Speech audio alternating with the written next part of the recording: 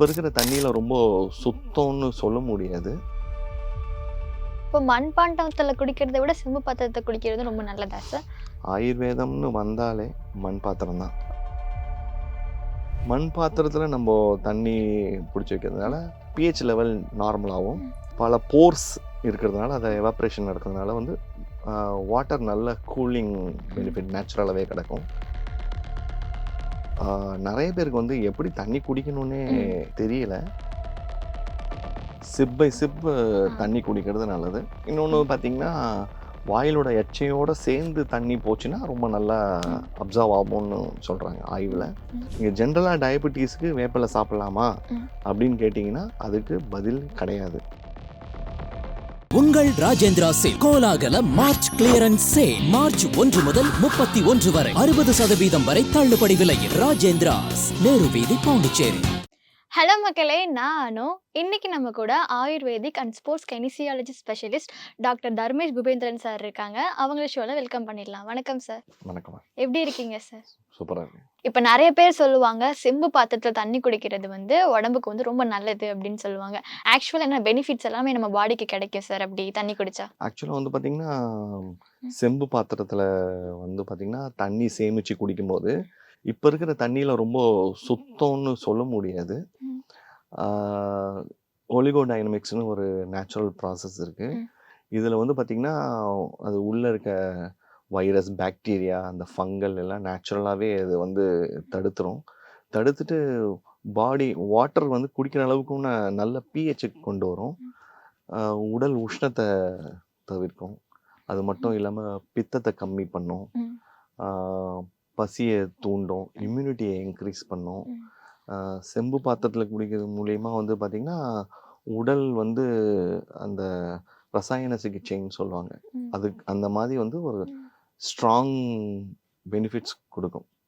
மேஜராக வந்து பார்த்தோன்னா டிப்ளீஷன் டிசீஸ்க்கு எல்லாமே, டிப்ளீஷன் க்ஷய நோய் சொல்லுவாங்கள்ல, இதுக்கெல்லாம் இது ஒரு அட்ஜுவன்ட் தெரப்பி மாதிரி பண்ணலாம். Okay okay sir. அப்போ மண்பாண்டத்தில் குடிக்கிறத விட செம்பு பாத்திரத்தை குடிக்கிறது ரொம்ப நல்லதா சார்? ஆயுர்வேதம்னு வந்தாலே மண் பாத்திரம் தான் ஃபஸ்ட்டு. எல்லாத்துக்குமே யூஸ் பண்ணலாம். மீதி பாத்திரங்களுக்கு வந்து சில வழிமுறைகள் சொல்லுவாங்க. மண் பாத்திரம் தான் பெஸ்ட்டு. மண் பாத்திரத்தில் நம்ம தண்ணி பிடிச்சி வைக்கிறதுனால பிஹெச் லெவல் நார்மலாகவும், பல போர்ஸ் இருக்கிறதுனால அதை எவாப்ரேஷன் நடக்கிறதுனால வந்து வாட்டர் நல்ல கூலிங் பெனிஃபிட் நேச்சுரலாகவே கிடைக்கும். அது மட்டும் இல்லாமல் வந்துட்டு நீரை வந்துட்டு ஆயுர்வேதாவில் குடிக்கிறது அந்த காலங்கள் கிளைமேட்டிக் சேஞ்சஸ் படி சொல்லுவாங்க. இந்த குளிர் காலத்துலலாம் உஷ்ணப்படுத்தி குடிக்கணும் அப்படின்ட்டு, வெயில் காலத்தில் மண் பாத்திரத்தில் வச்சு இது குடிச்சேன்னா நல்லா இருக்கும், உத்தமம்னு சொல்லுவாங்க. சார் அப்போ ஃபஸ்ட்டு வந்து மண் பாத்திரத்தை தான் குடிப்பீங்க தண்ணி குடிக்கிறதுல, அதுக்கப்புறம் தான் செம்பு. Sir okay. இந்த தண்ணி குடிக்கிறதுமே அப்பப்போ தண்ணி குடிக்கணும்னு சொல்லுவாங்க சார். அதுக்கு ஏதாவது பீரியட் இருக்கா சார்? டைம் ஆஃப் பீரியட் தாகம் எடுத்தால் தண்ணி குடிக்கணும் அப்படின்ற மாதிரி இருக்கா, இல்லை ஒரு அரை மணி நேரம் தண்ணி குடிங்கப்பா அப்படின்ற மாதிரி ஏதாவது இருக்கா சார்? ஆக்சுவலாக வந்து பார்த்திங்கன்னா, இந்த நிறைய பேருக்கு வந்து எப்படி தண்ணி குடிக்கணும்னே தெரியல. நம்ம உடம்புக்கு ஒரு நல்ல உயிரோட்டம் கொடுக்கறது வந்து நீர். இது எப்படி குடிக்கணும் அப்படின்னா, தாகம் எடுத்தால் தண்ணி குடினா மறந்துடுறாங்க.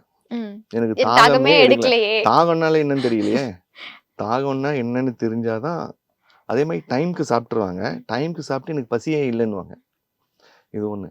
தாகம்னா என்னன்றத நம்ம ப்ராப்பராக பார்த்தோன்னா, தண்ணி கரெக்டாக மினிமம் 2.5 to 3 லிட்டர்ஸ் நார்மல் டேஸில் நம்மளோட பாடியோட மெட்டபாலிசம் சரியாக வருதுக்கு, நம்ம உள்ளே இருக்க கெமிக்கல் ப்ராசஸ் இது சரியாக, இந்த மெட்டபாலிசம் உள்ளே இருக்க கெமிக்கல் ப்ராசஸ் சரியாக நடக்கிறதுக்கு வாட்டர் இன்டேக் வேணும். அதுக்கு 2.5 to 3 லிட்டர்ஸ்.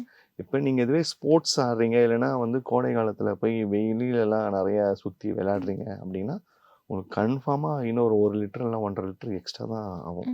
நம்ம தாகம் எடுத்தா தண்ணி குடிக்கணும் இல்லாமல் டைம் பீரியட் செட் பண்ணிக்கணும், ஒரு 1/2 hour. நம்ம அதுவும் நம்மள என்ன பண்ணுறோம் அப்படின்றத பொறுத்து. இல்லை ஸ்போர்ட்ஸில் இருக்காங்க அப்படின்னா அடிக்கடி தண்ணி குடிச்சிக்கிட்டே இருக்கணும். சிப் பை சிப் தண்ணி குடிக்கிறது நல்லது. இன்னொன்று பார்த்தீங்கன்னா, வாயிலோட எச்சையோடு சேர்ந்து தண்ணி போச்சுன்னா ரொம்ப நல்லா அப்சர்வ் ஆகும்னு சொல்கிறாங்க ஆய்வில்.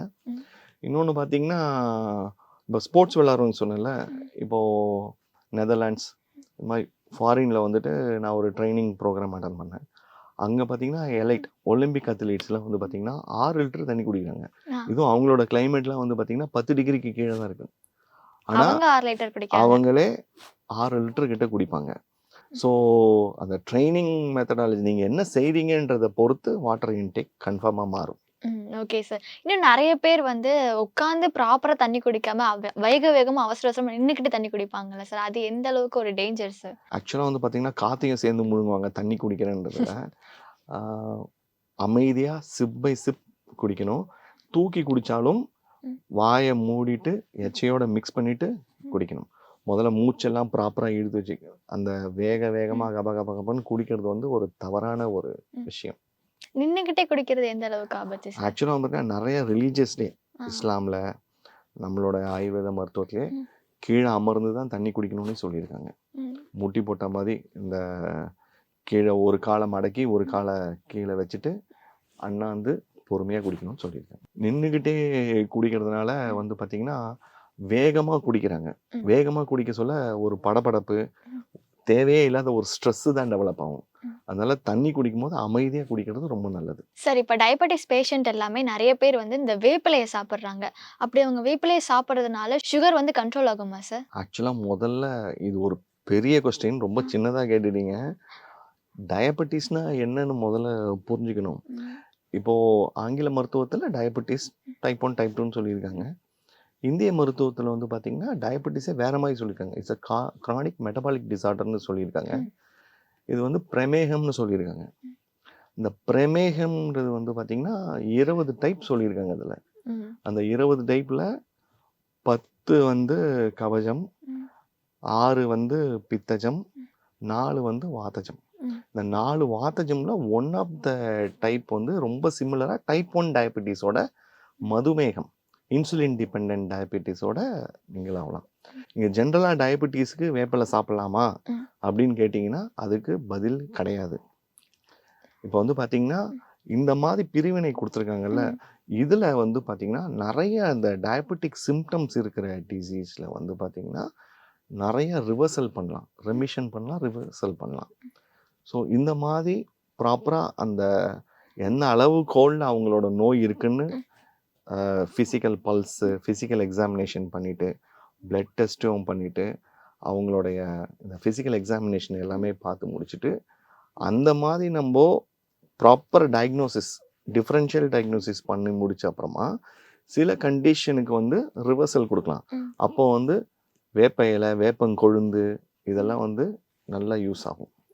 அதே மாதிரி வந்து பார்த்திங்கன்னா வேம்பு வந்து ஒரு 15லேருந்து 20 கிராம் எடுத்து 100 மில்லி தண்ணியில் கொதிக்க விட்டு பாதியாக குறுக்கி அதை மார்னிங் அண்ட் ஈவினிங் உணவுக்கு அப்புறமா அது எடுக்கலாம். ம். ஸோ இந்த மாதிரி எடுக்கலாம். அதே மாதிரி வந்து வேம்போடைய பூவை வந்துட்டு கஷாயமும் பண்ணி சாப்பிடலாம், இல்லைன்னா துவையல் மாதிரியும் வச்சு சாப்பிடலாம். சில பேருக்கு ரொம்ப கஷ்டமாக இருக்கும், இந்த கஷாயம் என்னால் சாப்பிட முடியாது அப்படின்னு.